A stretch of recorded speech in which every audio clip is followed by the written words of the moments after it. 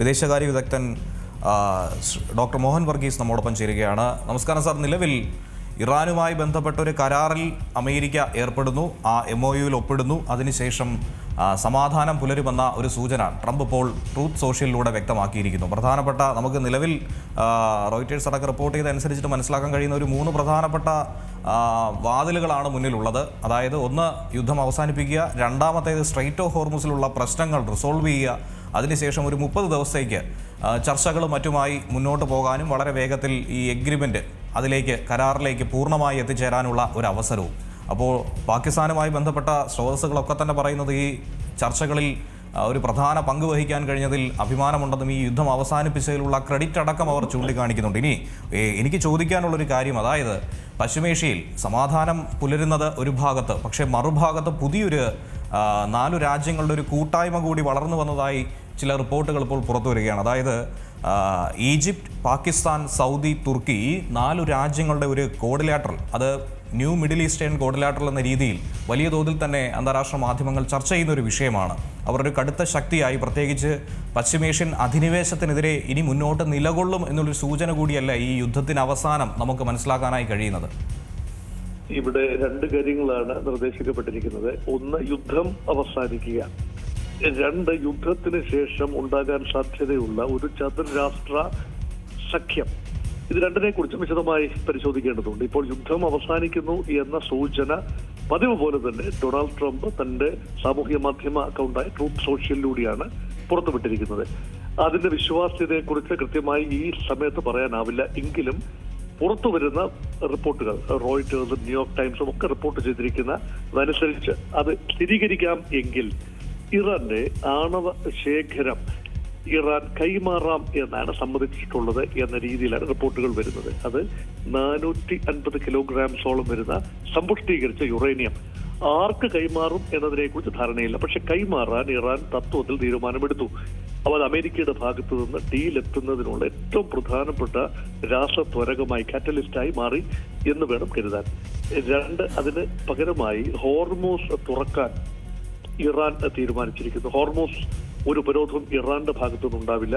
കപ്പലുകൾക്ക് സുഗമമായി ഹോർമൂസ് കടന്നു പോകാനും എണ്ണ കപ്പലുകൾക്ക് കടന്നു പോകാനും കടന്നു വരാനുമുള്ള അന്തരീക്ഷമുണ്ടാകും.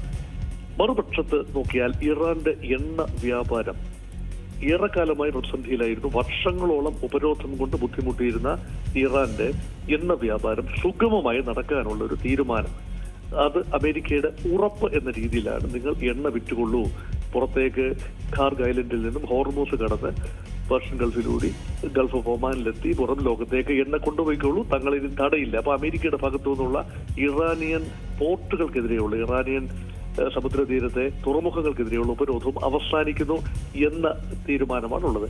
അതിന് ബദലായി മറുപക്ഷത്ത് വീണ്ടും കൺസ്ട്രക്ഷൻ വരികയാണ്.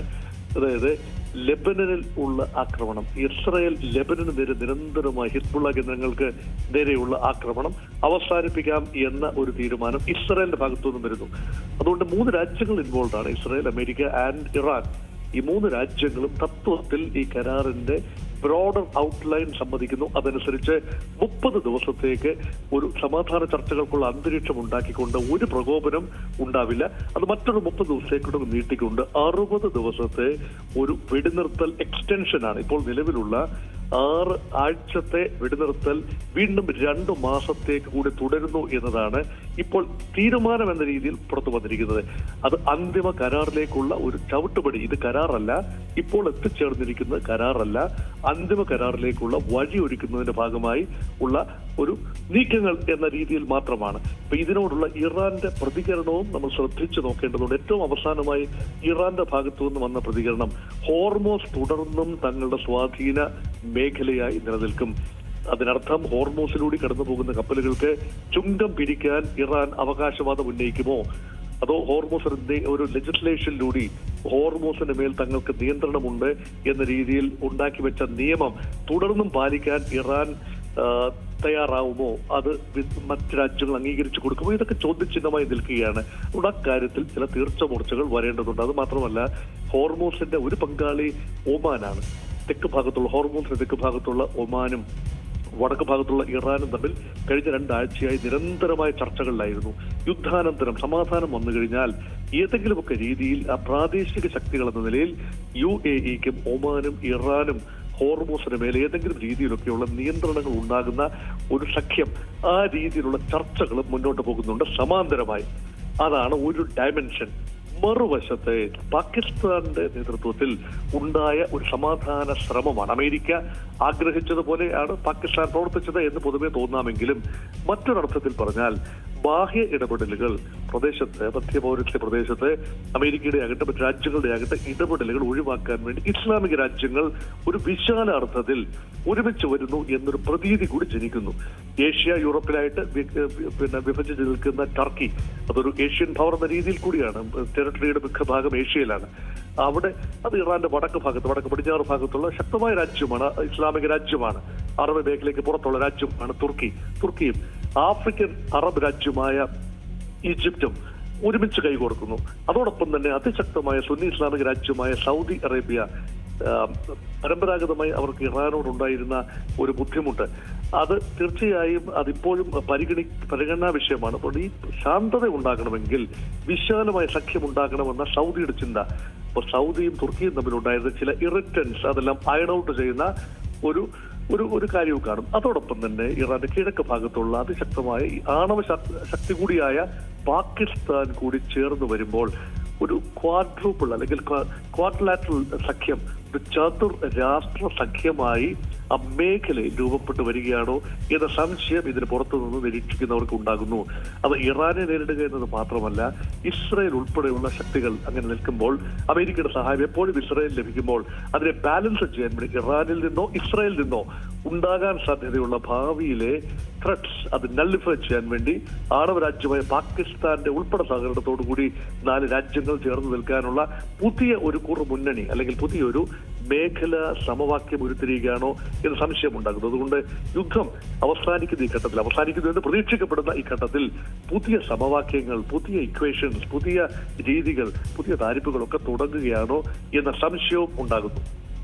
സർ, അതുപോലെ തന്നെ ഈ ഒരു കാര്യം, അതായത് പറഞ്ഞ് അവസാനിപ്പിച്ചതിൽ നിന്ന് തന്നെ തുടങ്ങുകയാണ്. അതായത് ഇപ്പോഴുണ്ടായിരിക്കുന്ന ഈ ജിയോ പൊളിറ്റിക്കൽ പ്രശ്നങ്ങളൊക്കെ തന്നെ പല രീതിയിൽ ഈ പറയുന്ന അറബ് രാജ്യങ്ങളെ, അറബ് ലീഗിനെ വല്ലാതെ അസ്വസ്ഥപ്പെടുത്തുന്നുണ്ട്, ഭയപ്പെടുത്തുന്നുണ്ട്. ഇനി അമേരിക്ക ഫസ്റ്റ് എന്ന് പറയുന്ന ട്രംപിൻ്റെ വാദത്തെ മുൻനിർത്തി ഇനി അമേരിക്കയെ ആശ്രയിക്കുന്ന ഒരു രീതിയിലേക്ക് അറബ് രാജ്യങ്ങൾ മാറാതെ ഒരു സ്വയം പര്യാപ്തതയിലെത്താനായി ഈ രാജ്യങ്ങൾ ഒന്നിച്ച് നിൽക്കുക, പ്രത്യേകിച്ച് പശ്ചിമേഷ്യൻ മാപ്പ് തന്നെ മാറ്റിവരയ്ക്കുമെന്ന് പറഞ്ഞിരിക്കുന്ന നെതന്യാഹുവിൻ്റെ ആ ഒരു നിലപാടിന്, അഗ്രസീവ് മിലിറ്ററി പവറിനൊക്കെ എതിരായി തങ്ങളൊരു കരുത്തുറ്റ സഖ്യമായി അവിടെ നിലകൊള്ളുക എന്ന നിലപാടിലേക്കൊക്കെ തന്നെ, ഒരു കൗണ്ടർ ബാലൻസ് സ്ട്രൈക്ക് എന്ന രീതിയിലൊക്കെ തന്നെ ഈ ഒരു സഖ്യം ഇനി വളർന്നു വരാനുള്ള ഒരു സാധ്യത കൂടി കാണുന്നുണ്ടോ? ഡിവൈഡ് ആൻഡ് റൂൾ എന്ന് പറയുന്നത് പരമ്പരാഗതമായി കൊളോണിയൽ ശക്തികളുടെ ഒരു വലിയ ആയുധമായിരുന്നു. Keep the enemy divided.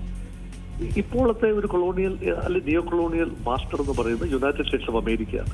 അപ്പൊ അറബി ഇസ്ലാമിക ലോകം മറ്റൊരു സിവിലൈസേഷനാണ്. ഒരു സിവിലൈസേഷൻ എൻറ്റിറ്റി എന്ന നിലയിൽ അറബി ഇസ്ലാമിക ലോകത്ത് നിന്ന് ഭാവിയിൽ വരാൻ സാധ്യതയുള്ള ഒരു ത്രെറ്റ് അത് ഒഴിവാക്കാൻ വേണ്ടി അറബി ഇസ്ലാമിക ലോകത്തെ ചില ശക്തികളെ ചേർത്ത് പിടിക്കുക, മറ്റുള്ളവരെ ഒതുക്കുക. ഇതൊക്കെ ഒരു തന്ത്രം എന്ന നിലയിൽ അമേരിക്ക കാലാകാലങ്ങളിൽ പയറ്റിയിരുന്നു. അത് മാത്രമല്ല, അറബി ഇസ്ലാമിക ലോകത്ത് പ്രത്യേകിച്ച് വെസ്റ്റ് ഏഷ്യയിലെ പേർഷ്യൻ ഗൾഫ് മേഖലയിൽ അമേരിക്ക സേനാ താവളങ്ങൾ നിലനിർത്തിക്കൊണ്ട് വലിയ രീതിയിലുള്ള സാന്നിധ്യമാണ് ആ ഭാഗത്ത് ഉണ്ടാക്കിയിരുന്നത്. അതുകൊണ്ട് അവിടെ ഉണ്ടാകുന്ന ഏത് തർക്കത്തിനും അന്തിമ പരിഹാരം അമേരിക്കയിൽ നിന്ന് മാത്രമാണ് ഉണ്ടാകുന്നത് എന്ന പ്രതീതി ജനിപ്പിച്ചുകൊണ്ടാണ് ഇതുവരെ കാര്യങ്ങൾ മുന്നോട്ട് പോയിരുന്നത്. അതുകൊണ്ടാണ് അറബി മേഖലയ്ക്ക് പുറത്തുള്ള ഇറാനിൽ നിന്നും അറബ് രാജ്യങ്ങളായ UAE-ക്കും സൗദി അറേബ്യയ്ക്കും ഖത്തറിനും ബഹ്റൈനും കുവൈറ്റിനും ഒക്കെ നേരെ നടന്ന ആക്രമണങ്ങൾക്ക് പ്രതിരോധം എന്ന നിലയിൽ അമേരിക്ക വലിയ ചട്ടക്കൂട് ഒരുക്കി ഈ രാജ്യങ്ങൾ താവളമാക്കിയതും അത് വലിയൊരു സങ്കീർണമായ സാഹചര്യത്തിലെത്തി നിൽക്കുന്നതും നമ്മൾ കണ്ടതാണ്. അതുകൊണ്ട് ഇനി എന്ത്, ഇപ്പോൾ യുദ്ധം അവസാനിക്കാൻ സാധ്യതയുള്ള സ്ഥിതിക്ക് ഇനി എന്ത്, ബാഹ്യശക്തികൾ, അമേരിക്ക ഉൾപ്പെടെയുള്ള ബാഹ്യശക്തികൾ അവിടെ ഇടപെട്ടാൽ എങ്ങനെയാണ് ഇനി മുന്നോട്ട് പോവുക? പെർമനന്റായി അതൊരു വാർ സോണായി നിൽക്കുന്നത് ഒരു രീതിയിലും അറബി ഇസ്ലാമിക ലോകത്തെ രാജ്യങ്ങൾക്ക് താല്പര്യമില്ല. ഇവിടെ അറബ് ഇസ്ലാമിക ലോകം ഇപ്പോൾ ഡിവൈഡഡ് ആണ്. ദേ കീപ് ഡിവൈഡഡ്. അത് ബാഹ്യശക്തികൾ പ്രേരണ കൊണ്ടാണ്. അത് പാടില്ല. ഒരുമിച്ച് നിൽക്കണം. 3 പ്രധാനപ്പെട്ട ഈ ശക്തികൾ, അല്ലെ 3 പ്രധാനപ്പെട്ട സംഘടനകൾ ഇതിനകത്തുണ്ട്. ഒന്ന് അറബ് ലീഗാണ്. നോർത്ത് ആഫ്രിക്കയിലെ രാജ്യങ്ങൾ, അത് നോർത്ത് ആഫ്രിക്കയിലെ ഈജിപ്ത്, ടുണീഷ്യ, അൾജീരിയ, മൊറോക്കോ, ഇങ്ങനെയൊക്കെയുള്ള രാജ്യങ്ങൾ, ലിബിയ, ഈ രാജ്യങ്ങളെല്ലാം ചേർന്ന്, അതേപോലെ തന്നെ ഏഷ്യയിലെ അറബ് രാജ്യങ്ങൾ, പ്രധാനപ്പെട്ട സൗദി അറേബ്യ, അതിന് ചുറ്റുമുള്ള Iraq, Syria, Lebanon, Jordan, Oman, Yemen, UAE ഉൾപ്പെടെയുള്ള രാജ്യങ്ങൾ, അത് പേർഷ്യൻ ഗൾഫ് രാജ്യങ്ങളെല്ലാം ചേർന്ന അറബ് ലീഗ് ഒരു വശം.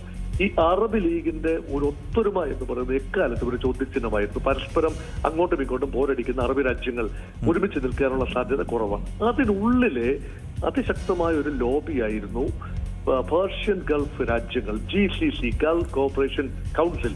പേർഷ്യൻ ഗൾഫിലെ ഈ രാജ്യങ്ങൾ 6 രാജ്യങ്ങളാണ്. കുവൈറ്റും UAEയും ഖത്തറും ബഹ്റൈനും സൗദി അറേബ്യ. അവിടെ സൗദി അറേബ്യയുടെ ഒരു വലിയേട്ടൻ മനോഭാവം പലപ്പോഴും ചില ബുദ്ധിമുട്ടുകൾ ഉണ്ടാക്കുന്നുണ്ട്. അതാണ് GCC സഹകരണമുണ്ട് എന്ന് പറയുമ്പോഴും അവിടെയും വിള്ളലുകൾ ഭാവിയിൽ വീഴാനുള്ള സാധ്യതയുണ്ട്.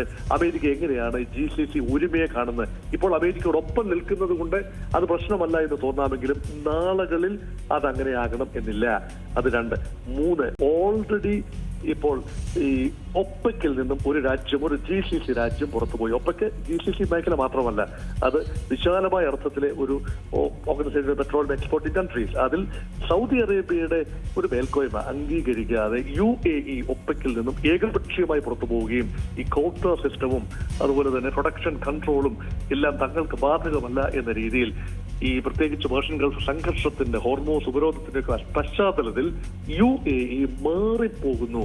അപ്പൊ ആകെ ഒരു ശൈഥില്യമുണ്ട് അറബ് ലീഗിനുള്ളിലും GCCയിലും ഒപ്പക്കിലുമുള്ള ശൈഥില്യമുണ്ട്.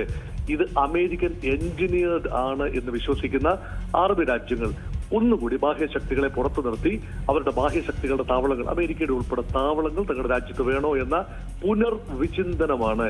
അതെങ്ങനെ വർക്കൗട്ട് ചെയ്യും എന്നതിനെ കുറിച്ച് ഇപ്പോൾ രൂപരേഖയില്ല. പക്ഷെ യുദ്ധം അവസാനിച്ചു കഴിഞ്ഞാൽ ഒരുപക്ഷെ അറബ് രാജ്യങ്ങൾ കൂട്ടായ തീരുമാനമെടുക്കാനുള്ള ഒരു സാഹചര്യം ഒരുങ്ങുന്നു. ഇസ്ലാമിക ലോകത്തെ രാജ്യങ്ങൾ മൊത്തത്തിൽ OIC ഉൾപ്പെടെ, ഓർഗനൈസേഷൻ ഓഫ് ഇസ്ലാമിക് കോൺഫറൻസ്, അതായത് അറബ് രാജ്യങ്ങൾ മാത്രമല്ല, അവിടെ എല്ലാ ഇസ്ലാമിക രാജ്യങ്ങളും ചേർന്ന ഒരു ഓർഗനൈസേഷൻ ഓഫ് ഇസ്ലാമിക് കോൺഫറൻസ് എന്ന ആ ഒരു യോഗം, ഇതെല്ലാം തന്നെ ഇപ്പോൾ ഒരു പക്ഷേ ഗൗരവമായി ചിന്തിക്കപ്പെടുന്നു. അതുകൊണ്ട് പുതിയൊരു ലോകമാണ് 2026 വർഷം കണ്ടത്.